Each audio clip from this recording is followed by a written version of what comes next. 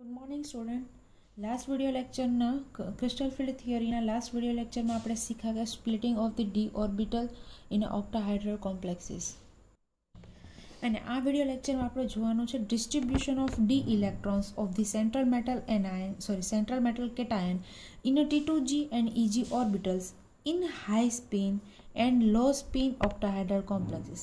मतलब આપણે હવે એવું શીખવાનું છે કે આપણી પાસે ડી ઇલેક્ટ્રોન હશે.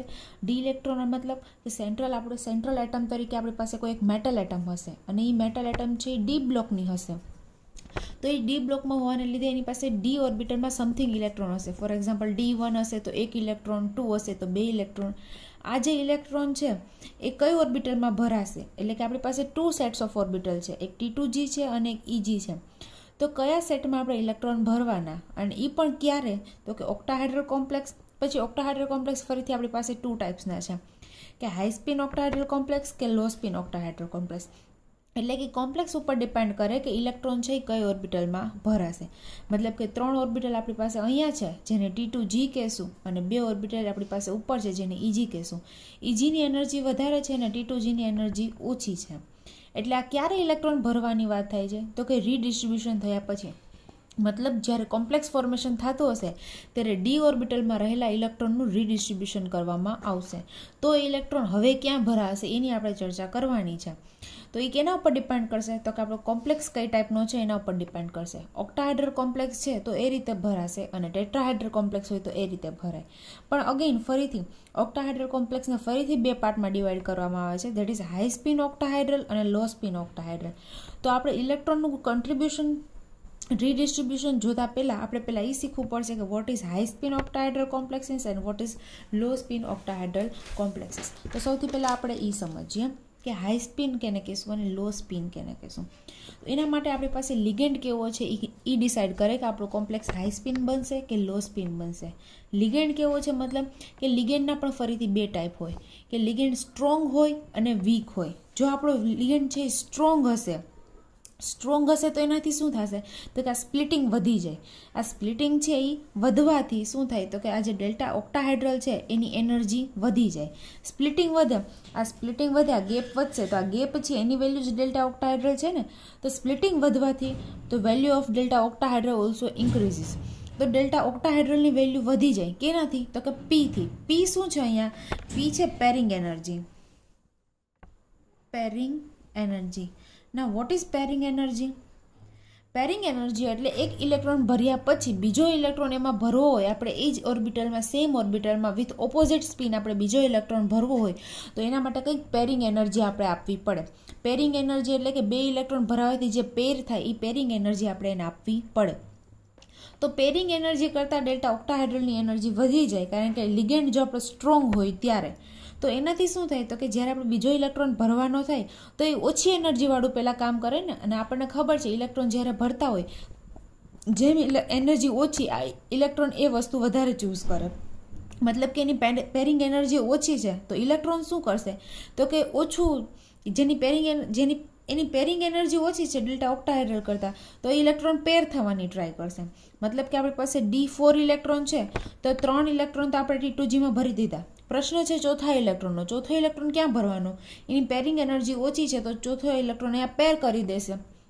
અને જો એની સ્પ્લિટિંગ એનર્જી ઓછી હોત તો એ ઉપરની સાઈડ ઇલેક્ટ્રોન વહી જશે. પેરિંગ એનર્જી વધારે હોય તો ઓબ્વિયસ છે એ પેર કરવાની ટ્રાય ના કરે, ઇલેક્ટ્રોન Egમાં ભરાઈ જાય. તો જ્યારે પણ આપણી પાસે સ્ટ્રોંગ લિગેન્ડ હશે તો અહીંયા એવી લખ નાખો કે સ્ટ્રોંગ લિગેન્ડ ફિલ. જ્યારે આપણી પાસે સ્ટ્રોંગ લિગેન્ડ હશે ત્યારે શું થશે, તો કે પેરિંગ થઈ જશે અને પેરિંગ થવાને લીધે લો સ્પિન કોમ્પ્લેક્સ આપે છે.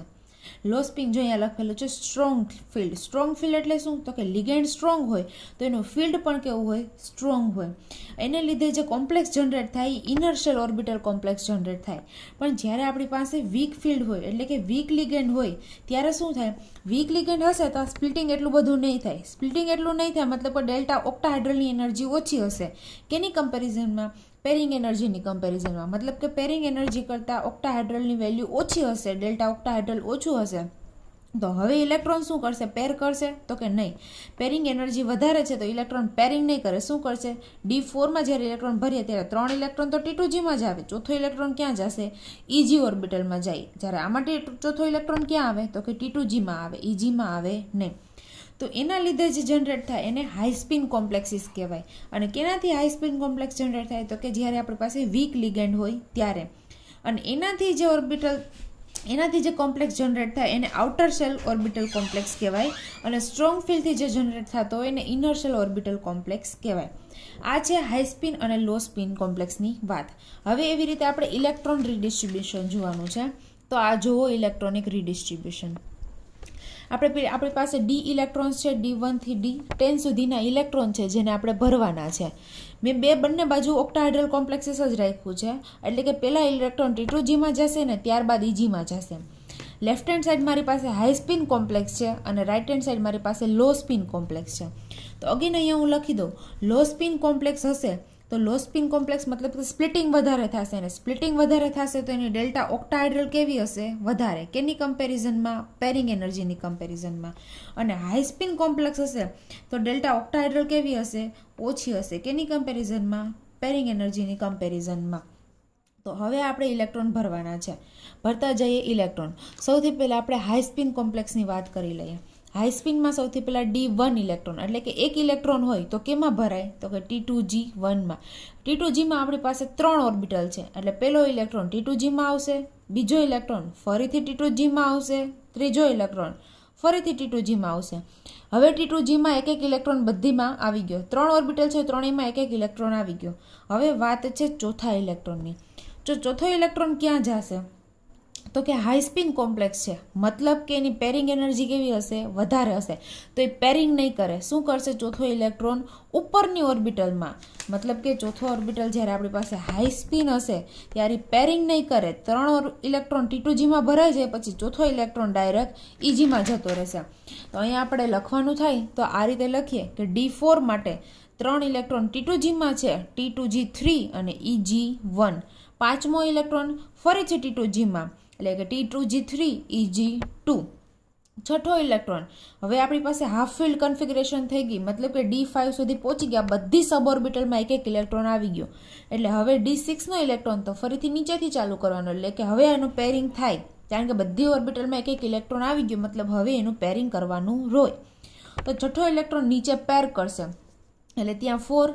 સાતમો ઇલેક્ટ્રોન ફરીથી પેર કરશે, 8મો ઇલેક્ટ્રોન, 9મો અને 10મો. તો આ રીતે હાઈ સ્પિનમાં ઇલેક્ટ્રોન ભરાય. લો સ્પિનમાં કઈ રીતે ભરાશે એ પણ આપણે જોઈ લઈએ. લો સ્પિનમાં સૌથી પહેલાં પહેલો ઇલેક્ટ્રોન તો T2G, બીજો અને ત્રીજો ત્યાં સુધી તો કોઈ પ્રોબ્લેમ નથી, T2Gમાં જ આવશે. પણ ચોથો ઇલેક્ટ્રોન ક્યાં આવશે? તો કે ચોથા ઇલેક્ટ્રોનમાં શું થશે? તો કે ડેલ્ટા ઓક્ટાહાઇડ્રલની એનર્જી વધારે છે, પેરિંગ એનર્જી ઓછી છે. તો આપણે શું કરાવવાનું? પેર કરવાનું. જે ઓછું હોય આપણે કરાવવાનું. પેર કરાવશું તો અગેન ચોથો ઇલેક્ટ્રોન ક્યાં આવશે? T2Gમાં. તો T2G ચોથો ઇલેક્ટ્રોન, પાંચમો અને છઠ્ઠો ત્રણેય ઇલેક્ટ્રોન T2Gમાં. હવે T2G છે એ ફૂલ થઈ ગઈ મતલબ કે 6 ઇલેક્ટ્રોનની કેપેસિટી છે, 6 ઇલેક્ટ્રોન આવી ગયા. તો હવે જે રિમેનિંગ ઇલેક્ટ્રોન છે એ ક્યાં જશે? તો કે ઓબ્વિયસલી EGમાં. તો EG1, 2, 3 and 4. તો આ રીતે 10 ઇલેક્ટ્રોન ભરાશે. ક્યારે? ઓક્ટાહાઇડ્રલ સ્પ્લિટિંગ હશે ત્યારે અને એ રીતે હાઈ સ્પિન અને લો સ્પિન કોમ્પ્લેક્સ હશે ત્યારે. હવે તમે આની ઉપરથી એક વસ્તુ જુઓ તો તમને એવું દેખાશે D1, 2 અને 3 કોઈ પણ ઇલેક્ટ્રોન હોય એમાં હાઈ સ્પિન હોય કે લો સ્પિન હોય એનાથી ઇરિસ્પેક્ટિવ બધામાં ઇલેક્ટ્રોનિક કન્ફિગરેશન કેવી છે? સેમ છે. મતલબ કે કોમ્પ્લેક્સ તમારો હાઈ સ્પિન હોય કે લો સ્પિન હોય પરંતુ D1, 2 and 3 માટે ઇલેક્ટ્રોનિક કન્ફિગરેશન સેમ રહેશે. For 1, 2 and 3.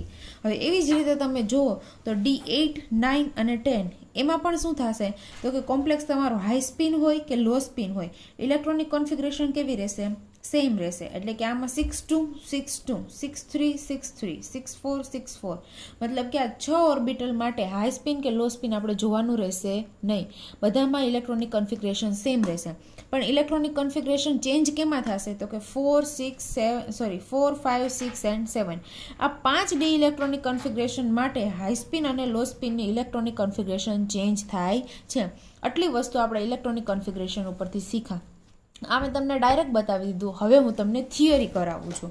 તો જોતા જઈએ આપણે લાઇન વાઇઝ એની થિયરી. જો The distribution of d electrons of the central metal cation in a T2g and Eg orbital in an octahedral complex is on whether the 6 ligands are weak or strong. Thus we have the following two cases. मतलब એવું કહેવા માંગે છે કે distribution of D orbital in of the central metal cation. Cation એટલે કે મેટલના જે D electron છે એનું ડિસ્ટ્રીબ્યુશન આપણે કરવાનું છે. કેમાં? તો કે T2g અને Eg ઓર્બિટલમાં. કેમાં? ફરીથી કેમાં? તો કે ઓક્ટાહેડ્રલ કોમ્પ્લેક્સમાં. એ ડિપેન્ડ્સ કરે કેના ઉપર ડિપેન્ડ્સ કરે કઈ રીતે ડિસ્ટ્રીબ્યુશન કરશું એ? તો કે જે 6 લિગેન્ડ છે એ વીક છે કે સ્ટ્રોંગ છે એના ઉપર ડિપેન્ડ કરે. તો વીક અને સ્ટ્રોંગ શું છે એ આપણે સમજવાનું છે. સૌથી પહેલા વીક જોઈએ. when the ligands are weak, એટલે લિગેન્ડ કેવા છે? વીક છે. તો વીક હશે તો સ્પ્લિટિંગ કેવું થશે? આ જે સ્પ્લિટિંગ છે કેવું થશે? ઓછું થશે. સ્પ્લિટિંગ ઓછું થશે તો ડેલ્ટા ઓક્ટાહેડ્રલની વેલ્યુ કેવી થશે? ઓછી થશે. આ તમને સમજાવી દીધું છે, રિવિઝન જેવું લાગશે. We have seen that under the influence of the weak ligand, the energy difference, that is delta octahedral between T2g and Eg sets is relatively small. એટલે એવું કહેવા માંગે છે કે જ્યારે વીક હશે લિગેન્ડ કેવા હશે? વીક. તો જે સ્પ્લિટિંગ છે એટલે ડેલ્ટા ઓક્ટાહેડ્રલ છે એ કેવું હશે? સ્મોલ હશે. મેં તમને કહ્યું ને કે સ્પ્લિટિંગ ઓછું થાય વીક હોવાને લીધે, તો ડેલ્ટા ઓક્ટાહેડ્રલની વેલ્યુ પણ કેવી હોય? ઓછી હોય. And hence all the 5 d orbitals of these two sets may be supposed to be degenerated. Gap ઓછો હોવાને લીધે શું કહેવાય? તો કે એને ડીજનરેટ કહેવાય. આ જે 5 ઓર્બિટલ છે એટલે કે T2g ની 3 ઓર્બિટલ અને Eg ની 2 ઓર્બિટલ એને ડીજનરેટ કહેવાય છે. મતલબ કે 5 ની ઇક્વા એનર્જી છે, 5 સેમ એનર્જી લેવલ ઉપર છે એવું એને ધારી લેવામાં આવે છે. That is, in the presence of weak ligand, all the d orbitals have the same energy. मतलब કે 5 પાસે સેમ એનર્જી હશે. ક્યારે? જ્યારે વીક લિગેન્ડ હશે ત્યારે. And consequently, the distribution of the d electron in a T2g and Eg sets takes place according to Hund's rule. मतलब કે હવે જ્યારે આપણે ડી ઇલેક્ટ્રોનનું ડિસ્ટ્રીબ્યુશન કરવાનું છે તો એ હુન્સ રૂલ પ્રમાણે થશે. તો હવે આપણને એ ખબર હોવી જોઈએ કે હુન્સ રૂલ શું કહે છે? Which state that the electron will pair up only when each of the 5 orbital is at least singly fielded. मतलब એવું કહેવા માંગે છે હુન્સ રૂલ કે ઇલેક્ટ્રોનનું પેરિંગ નહીં થાય. ક્યાં સુધી નહીં થાય? તો કે ઈચ ઓર્બિટલ, બધી ઓર્બિટલ પાસે એક ઇલેક્ટ્રોન ના આવી જાય ત્યાં સુધી એમાં પેરિંગ નહીં થાય એવું હુન્સ રૂલ કહે છે.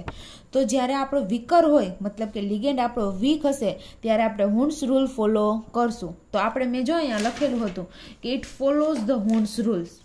જો અહીંયા રહ્યો કે જ્યારે આપણે પાસે હાઇફિન એટલે કે વીક ફિલ્ડ હોય તો it follows the Hund's rule. અને મેં આમાં એવું લખેલું છે કે it does not follow the Hund's rule, અથવા તો એવું કહેવાય કે હુન્સ રૂલ વાયોલેન્ટ થાય છે. વાયોલેન્ટ થવું એટલે કે એને ફોલો નથી કરતું. તો વીક ફિલ્ડ હશે તો હુન્સ રૂલ ફોલો થશે. મતલબ કે બધી ઓર્બિટલમાં પહેલાં એક ઇલેક્ટ્રોન ભરાશે અને ત્યારબાદ એનું પેરિંગ થશે. This in a weaker field the first 3 electrons enters in a T2g level. એટલે કે પહેલા 3 ઇલેક્ટ્રોન T2gમાં જશે અને ત્યારબાદ આ પહેલો, બીજો અને ત્રીજો ઇલેક્ટ્રોન T2gમાં આવી જાય. પછી ચોથો અને 5મો ઇલેક્ટ્રોન છે એ Egમાં જશે. મતલબ કે પહેલા 5 સબ ઓર્બિટલમાં એક ઇલેક્ટ્રોન જશે. 4th and 5th electron go to the Eg sets. મતલબ કે ચોથો અને 5મો Egમાં જશે. પછી ફરીથી 6ઠો, 7મો અને 8મો ઇલેક્ટ્રોન છે એ T2gમાં જશે. 9મો અને 10મો Egમાં જશે.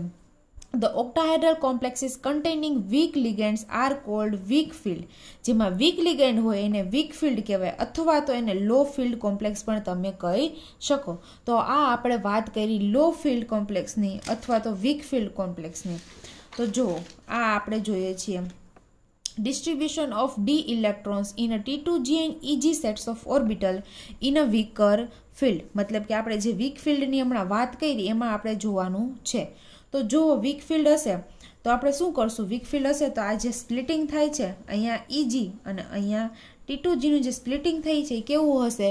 ઓછું હશે. સ્પ્લિટિંગ ઓછું થાય છે તો ડેલ્ટા ઓક્ટાહેડ્રલ કેવી હશે? P4 pairing energy. એવું કહ્યું હતું ને મેં, P4 પેરિંગ એનર્જી. એની પેરિંગ એનર્જી વધારે હશે તો શું થશે? પહેલાં બધી ઇલેક્ટ્રોનમાં એક ઇલેક્ટ્રોન જશે અને ત્યારબાદ એનું પેરિંગ કરવાનું હોય છે. તો જોઈએ આપણે ઇલેક્ટ્રોન ભરીએ. પેલા 1 2 3 હવે ચોથો ઇલેક્ટ્રોન મૂકવાનો છે તો ક્યાં મૂકશો? અહીંયા પેરિંગ કરશું? તો કે ના, પહેલા આ ઓર્બિટલ ભરશું. હવે D5 એટલે બધી ઓર્બિટલમાં એક એક ઇલેક્ટ્રોન આવી ગયો અને ત્યારબાદ છે એનું પેરિંગ કરવાનું સ્ટાર્ટ કરશું. તો ત્યારબાદ આ એની પેરિંગ કરવાની પ્રોસેસ ચાલુ થાય છે. તો આ રીતે વીક ફિલ્ડમાં આપણે ઇલેક્ટ્રોન ડી ઇલેક્ટ્રોનને T2G અને EGમાં ભરવાના હોય છે. આ એની ઇલેક્ટ્રોનિક કન્ફિગરેશન લખેલી છે અને આ એના ઇલેક્ટ્રોન બતાવેલા છે. અહીંયા ડી ઇલેક્ટ્રોન્સ છે, અહીંયા T2G લોઅર એનર્જી અને EG હાયર એનર્જી. એ તો આપણને ખબર ને, જ્યારે આપણે એનું સ્પ્લિટિંગ કર્યું ત્યારે આ રીતે સ્પ્લિટિંગ થાય છે, T2G લોઅર અને EG હાયર. તો ફર્સ્ટ ઓલવેઝ ઇલેક્ટ્રોન ક્યાં ઓક્યુપાય થાય? Firstly on the basis of Aufbau principle. સૌથી પહેલાં લોઅર એનર્જી સ્ટેટમાં જાય તો લોઅર એનર્જી સ્ટેટ T2G છે, મતલબ કે પહેલો ઇલેક્ટ્રોન તો T2Gની અંદર જ જશે. તો આ રીતે આપણે ઇલેક્ટ્રોન ભર્યા. વેર N શું છે? N is a number of unpaired electron. શું છે? Number of unpaired electron. Unpaired electron છે N. મતલબ આમાં જોવાનું કે કેટલા નંબર ઓફ અનપેડ ઇલેક્ટ્રોન છે. અહીંયા 1, તો 1, 2, 3, આમાં કેટલા છે? 3 અને 4, એટલે ટોટલ 4. પછી અહીંયા 5. હવે અહીંયા એક ઇલેક્ટ્રોનનું પેરિંગ થઈ ગયું, મતલબ કે અનપેડ ઇલેક્ટ્રોન કેટલા છે? તો કે 1, 2, 3 અને 4. એટલે મારી પાસે 4 અનપેર છે, ત્યારબાદ 3, ત્યારબાદ 2, ત્યારબાદ 1 અને ત્યારબાદ 0. આ મેં લખ્યા અનપેડ ઇલેક્ટ્રોનની સંખ્યા. અને ત્યારબાદ આ શું છે? તો કે સ્પિન વેલ્યુ. અને સ્પિન વેલ્યુ કઈ રીતે નીકળે? તો કે unpaid electron N divide with 2. અહીંયા અનપેડ ઇલેક્ટ્રોન 1 છે તો સ્પિન હશે હાફ. અહીંયા 1, અહીંયા 3/2, 2, 5/2, 2, 3/2, 1, 1/2 અને 0. આ શું મેં લખી? સ્પિનની વેલ્યુ લખી. એવી જ રીતે જેમ આપણે કર્યું કે એમાં વીક ફિલ્ડમાં, એવું જ સેમ આપણે કરશું સ્ટ્રોંગ ફિલ્ડમાં. પણ એના પહેલાં આપણે સ્ટ્રોંગ ફિલ્ડવાળી થિયરી જરાક જોઈ લઈએ. તો આ સ્ટ્રોંગ ફિલ્ડની થિયરી છે, જોઈએ. When the ligands are strong. આ વીક લિગેન્ડની વાત કરી હતી, હવે એવી જ આપણે સ્ટ્રોંગ લિગેન્ડની વાત કરવાની છે. તો સ્ટ્રોંગ લિગેન્ડમાં જુઓ, in octahedral complexes containing the strong ligand. અને સ્ટ્રોંગ લિગેન્ડ હશે તો શું થશે? તો કે આ સ્પ્લિટિંગ છે વધી જશે. સ્પ્લિટિંગ વધશે તો ડેલ્ટા ઓક્ટાહાઇડ્રલની વેલ્યુ વધશે. કેના કરતાં? પેરિંગ એનર્જી કરતાં. The distribution of the d electron in a T2G and EG orbital does not obey the Hund's rule. એવું મેં તમને બતાવ્યું હતું કે આમાં Hund's rule ફોલો થશે નહીં. મતલબ Hund's rule શું કહે છે? જ્યાં સુધી 5 ઓર્બિટલમાં એક એક ઇલેક્ટ્રોન ના આવી જાય ત્યાં સુધી એમાં પેરિંગ થાય નહીં. પણ આમાં એવું નહીં થાય, આમાં પેરિંગ થઈ જશે. Thus in a stronger field, the first 6 electron go to the T2G orbital. એટલે કે પહેલા 6 ઇલેક્ટ્રોન પહેલા T2G ઓર્બિટલમાં ભરાશે અને T2G ઓર્બિટલ ફૂલ થઈ ગઈ, 6 ઇલેક્ટ્રોન આવી ગયા એટલે પછી જે રિમેનિંગ 4 ઇલેક્ટ્રોન વધે છે એ હવે EGમાં જશે. And the remaining 4 electrons either enter into the EG orbitals. એટલે કે જે હવે છેલ્લે 4 ઇલેક્ટ્રોન વધે છે EG ઓર્બિટલમાં જશે. The octahedral complexes having the stronger ligand are called the strong field.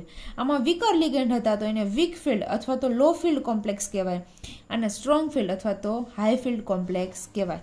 આ છે એના ઇલેક્ટ્રોનિક ડિસ્ટ્રીબ્યુશન. જેમ આપણે વીક ફિલ્ડનું જોયું હતું એવી જ રીતે સેમ સ્ટ્રોંગ ફિલ્ડનું છે.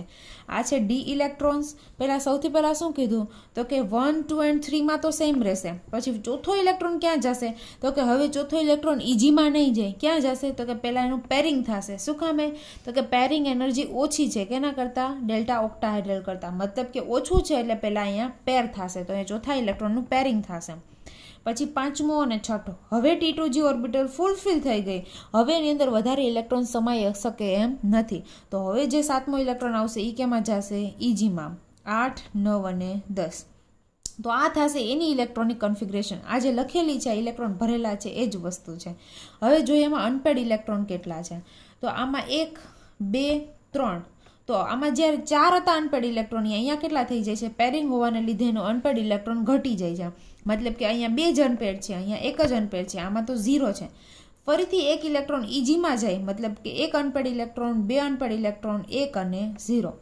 તો આ છે નંબર ઓફ અનપેડ ઇલેક્ટ્રોન અને એના ઉપરથી આ છે એની સ્પિન વેલ્યુ. સ્પિન વેલ્યુ કેટલી હશે? તો કે unpaid electron divide with 2. Unpaid electron 1 છે તો સ્પિન હશે એની half.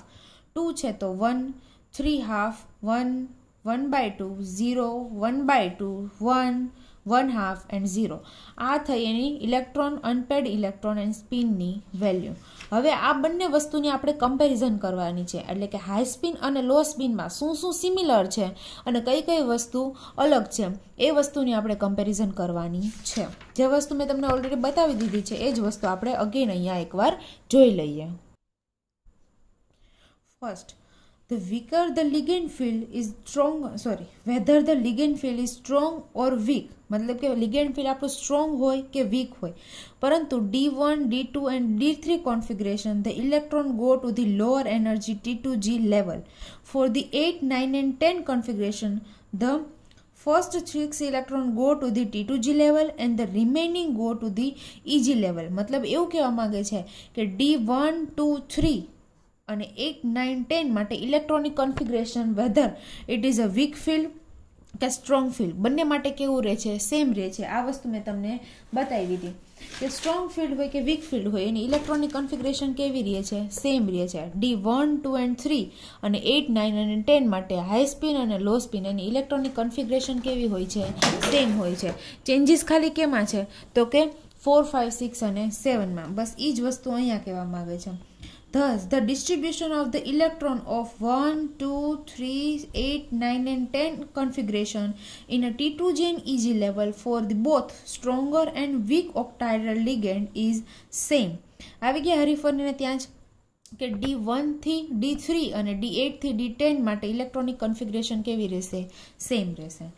Now second point, for the each of the 4, 5, 6 and 7 configuration there is a difference in arrangement of the electron in weak field and a strong field. मतलब કે D4 to D7 સુધીમાં week field હોય કે strong field હોય એની અસર એના ઉપર થાય છે. મતલબ કે એની અંદર એમાં ઇલેક્ટ્રોનનું અરેન્જમેન્ટમાં ચેન્જીસ આવશે. જો સ્ટ્રોંગ ફિલ્ડ હશે તો અલગ અને વીક ફિલ્ડ હશે તો અલગ. આ રીતનું ચેન્જીસ આવશે. કેમાં તો કે D4 to D7માં. એ વસ્તુ પણ આપણે જોઈ લીધી છે. Third one, number of unpaired electron, એટલે કે નંબર ઓફ અનપેડ ઇલેક્ટ્રોનની વાત કરશું. High spin and low spin complexes. આ હાઈ સ્પિન કોમ્પ્લેક્સ છે અને આ લો સ્પિન કોમ્પ્લેક્સિસ છે. Weak field complexes of 4, 5, 6 and 7 have higher greater number of the unpaired electron. મતલબ કે વીક ફિલ્ડની વાત કરે છે. વીક ફિલ્ડમાં આ બધી વસ્તુ તો સેમ રહેશે. વીક ફિલ્ડ હોય કે સ્ટ્રોંગ ફિલ્ડ હોય, બરાબર છે. કયા તો કે D1, 2, 3, 8, 9, 10 એ બધી વસ્તુ તો આમાં બંનેમાં સેમ જ રહેશે. મતલબ એની આપણે વાત નથી કરવાની. વાત શેની કરવાની છે હવે ખાલી તો કે આટલા પોર્શનની. મતલબ કે D4 to D7 ની કમ્પેરિઝન કરશું આપણે વીક ફિલ્ડમાં અને સ્ટ્રોંગ ફિલ્ડમાં. તો એની કમ્પેરિઝન કરેલી છે નંબર ઓફ અનપેડ ઇલેક્ટ્રોનની. તો આ તમે જો વીક ફિલ્ડમાં 4, 5, 4 અને 3, જ્યારે સ્ટ્રોંગ ફિલ્ડમાં 2, 1, 0 અને 1. મતલબ કે આની અંદર આ એટલે કયું છે તો કે વીક ફિલ્ડ છે. વીક ફિલ્ડમાં નંબર ઓફ અનપેડની સંખ્યા કેવી છે, વધારે છે. તો અહીંયા તમે જોઈ શકો, અહીંયા એવું જ કીધું એણે કે in D4, 5, 6 and 7 ions have the greater number of unpaired electron. કેમાં તો કે વીક ફિલ્ડમાં. અને as a result than those of the strong field. Strong field કરતાં એમાં કેવા છે, નંબર ઓફ અનપેડ ઇલેક્ટ્રોનની સંખ્યા વધારે છે. And are thus with the higher value of resultant spin. અને એમાં નંબર ઓફ અનપેડ વધારે હોય તો એની સ્પિનની વેલ્યુ પણ કેવી હોય, વધારે હોય. કારણ કે એના ઉપર જ સ્પિનની વેલ્યુ ડિપેન્ડ કરે છે ને. તો સ્પિનની વેલ્યુ પણ આપણે ચેક કરીએ. આ બંનેની કમ્પેરિઝન કરીએ તો આમાં 2 છે ત્યારે આમાં 1 જ છે. આમાં 2.5 છે તો આમાં અડધો છે. તો આપણને એમાં પણ જોઈ શકીએ છીએ કે આમાં અનપેડ ઇલેક્ટ્રોન વધારે હોવાને લીધે એની સ્પિનની વેલ્યુ પણ કેવી છે, વધારે છે. કેમાં તો કે વીક ફિલ્ડમાં. તો એના લીધે જ એમાં અનપેડ ઇલેક્ટ્રોન વધારે છે, એની સ્પિનની વેલ્યુ પણ વધારે છે. એના લીધે એને શું કહેવાય, It is for these reasons that the weak field and the strong field complexes are also called spin free or high spin and spin paired એટલે કે low spin complexes respectively. એટલે કે આમાં વધારે અનપેડ ઇલેક્ટ્રોન છે અને વધારે spin છે એટલા માટે જ વીકર ફિલ્ડને હાઈ સ્પિન કોમ્પ્લેક્સ તરીકે પણ બતાવાય છે. અને આમાં શું છે, અનપેડ ઇલેક્ટ્રોન પણ ઓછા છે અને એઝ અ રિઝલ્ટ એની સ્પિનની વેલ્યુ પણ ઓછી છે. તો એટલા માટે આને લો સ્પિન કોમ્પ્લેક્સિસ પણ કહેવાય છે. ઇમ્પોર્ટન્ટ વસ્તુ છે, આ તમને પૂછાઈ શકે. અથવા તો તમને લો સ્પિન કોમ્પ્લેક્સ કરીને પણ એક્ઝામ આપી દે એક્ઝામ્પલ, તો તમને ખબર ના પડે કે સ્ટ્રોંગ ફિલ્ડની વાત કરે છે. હાઈ સ્પિન કરી દઈએ તો તમને ખબર ના પડે કે વીક ફિલ્ડની વાત કરે છે. પણ જો આ તમને ખબર હોય કે વીક ફિલ્ડ છે તો એની અંદર નંબર ઓફ અનપેડ ઇલેક્ટ્રોન વધારે છે, એઝ અ રિઝલ્ટ એની સ્પિનની વેલ્યુ વધારે છે, એટલે એને હાઈ સ્પિન કહેવાય છે. અને આની અંદર નંબર ઓફ અનપેડ ઇલેક્ટ્રોન ઓછા છે, એની સ્પિનની વેલ્યુ ઓછી છે, એટલે એને લો સ્પિન કોમ્પ્લેક્સીસ કહેવાય છે. Recall that the VBT has called these complexes as a outer orbital. અને મેં તમને એવું કીધું કે જે હાઈ સ્પિન કોમ્પ્લેક્સ હોય એને આઉટર ઓર્બિટલ કહેવાય અને જે લો સ્પિન કોમ્પ્લેક્સ હોય એને ઇનર ઓર્બિટલ કહેવાય. આ વસ્તુ મેં તમને આમાં કીધી હતી કે હાઈ સ્પિન કોમ્પ્લેક્સ હશે તો એને આઉટર ઓર્બિટલ કહેવાય અને લો સ્પિન કોમ્પ્લેક્સ હશે તો એને ઇનર શેલ ઓર્બિટલ કોમ્પ્લેક્સ કહેવાય. એ જ વસ્તુ અહીંયા કીધી. Again the number of unpaid electrons, એટલે કે જે આની વાત કરીએ છીએ number of unpaid electrons in the cases name 1, 2, 3 and 8, 9, 10, એટલે કે 1, 2, 3 electron, 8, 9, 10 electron for both the cases, એટલે કે વીકર ફિલ્ડ અને સ્ટ્રોંગ ફિલ્ડ બંનેમાં કેવું છે, સેમ છે. અહીંયા પણ 1, 2, 3, અહીંયા પણ 1, 2, 3, અહીંયા 2, 1, 0 તો અહીંયા પણ 2, 1, 0, મતલબ કે એ બંને વસ્તુ કેવી રહેશે, સેમ રહેશે. In the both the cases are same, બંનેમાં સેમ જ છે. And it is due to these reason that for these configuration the question of formation of high spin complexes and low spin complexes does not arise. મતલબ કે આપણી પાસે electronic configuration તરીકે D1, 2, 3 અને 8, 9, 10 હોય ત્યારે કોમ્પ્લેક્સ હાઈ સ્પિન છે કે લો સ્પિન છે એનો કોઈ ક્વેશ્ચન આવતો જ નથી. એની બધી વસ્તુ સેમ રહેશે. એમાં હાઈ સ્પિન હોય કે લો સ્પિન હોય એમાં લિગેન્ડની કોઈ ઇફેક્ટ થશે નહીં. કેમાં? તો કે only for D1, 2, 3 and D8, 9, 10. Question ખાલી કેમાં આવશે? તો only for D4 to D7. આટલું જ ઇમ્પોર્ટન્ટ રહેશે. The paramagnetism of high spin complexes, એટલે આને હાઈ સ્પિન કોમ્પ્લેક્સ કહેવાય. એનું પેરામેગ્નેટિઝમ કેવું હશે? તમે જાતે કહો છો એનું પેરામેગ્નેટિઝમ કેવું હશે? પેરામેગ્નેટિઝમ કેનાથી વધે? તો કે નંબર ઓફ અનપેડ ઇલેક્ટ્રોન વધે તો પેરામેગ્નેટિઝમ વધે. તો તમે જ કમ્પેરિઝન કરીને કહી શકો કે હાઈ સ્પિનનું પેરામેગ્નેટિઝમ વધારે હશે કે લો સ્પિનનું? તો કે ઓબ્વિયસલી હાઈ સ્પિનનું પેરામેગ્નેટિઝમ વધારે હશે, કારણ કે આપણને દેખાય છે એમાં નંબર ઓફ અનપેડ ઇલેક્ટ્રોન પણ કેવા છે, વધારે છે.